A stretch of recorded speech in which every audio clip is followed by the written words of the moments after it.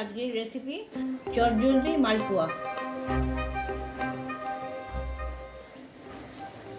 যে কোনো শুভ অনুষ্ঠানে এরকম মালপোয়া তৈরি করা যেতে পারে। তাছাড়া ব্রেকফাস্টে সার্ভ করা যেতে পারে।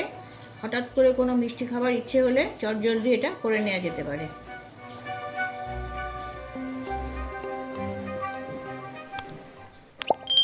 মালপোয়া বানানোর জন্যে 2 কাপ আটা নিয়েছি।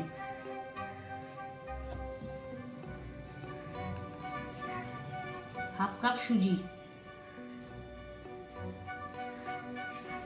1 কাপ চিনি দিচ্ছি।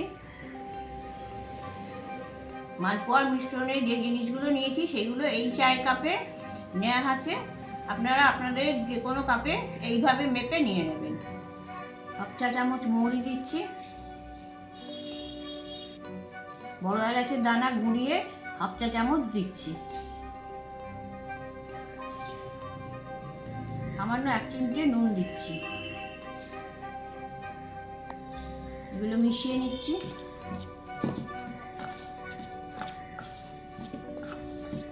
আমি এখানে এটা আটা দিয়ে করছি, আপনারা ইচ্ছে করলে আটা ময়দা মিশিয়ে নিতে পারেন, শুধু ময়দাও করতে পারেন। এই মিশ্রণটা মাখতে 2 কাপ দুধ লাগবে। আমি অল্প অল্প করে দুধ দিয়ে এটা মাখবো। একবারে সব দুধটা দিয়ে দিলে এতে লাম্পস থেকে যাবে। অল্প অল্প করে দিয়ে এটাকে মেখে নেব।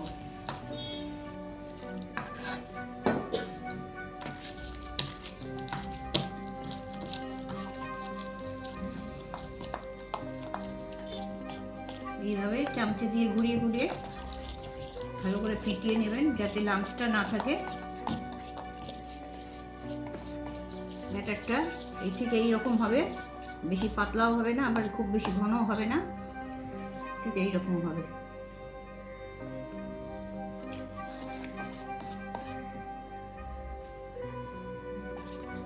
এটা আমি 1/2 ঘন্টা চাপা দিয়ে রেখে দেবো। 1/2 ঘন্টা পরে ঢাকনা খুলেছি। আমার ব্যাটারটা খুব স্মুথ হয়ে গেছে, ভালোভাবে ব্যাটারটা তৈরি হয়ে গেছে। এবার আমি কিছুটা কিশমিশ কুচিয়ে রেখেছিলাম, সেটা আমি মিশিয়ে দিচ্ছি। এটা মিক্স করে দিচ্ছি। মালপোয়াগুলো ভাজার জন্য ওভেনে কড়া বসিয়ে তেলটা ভালো করে গরম করে নেব। তারপরে আমি ওভেনে আঁচটা কমিয়ে দেবো, কমিয়ে দিয়ে মালপোয়াগুলো ছাড়বো। তেলটা গরম হয়ে গেছে। হাতায় করে এরকম 1 হাতা মালপোয়ার যে গোলাটা আছে সেটা তুলবেন, তুলে এরকম করে আস্তে করে ছেড়ে দেবেন। এটা নিচে থাকবে। এটা হয়ে গেলে তলার এক পিঠ উপরে উঠে আসবে। এটা হয়ে গেছে 1 পিঠ। এবার আমি এটা উল্টে দিচ্ছি। দেখুন ব্রাউন কালার এসে গেছে, আপনি ফুলেও গেছে। এটা আঁচটা মিডিয়ামে রাখতে হবে।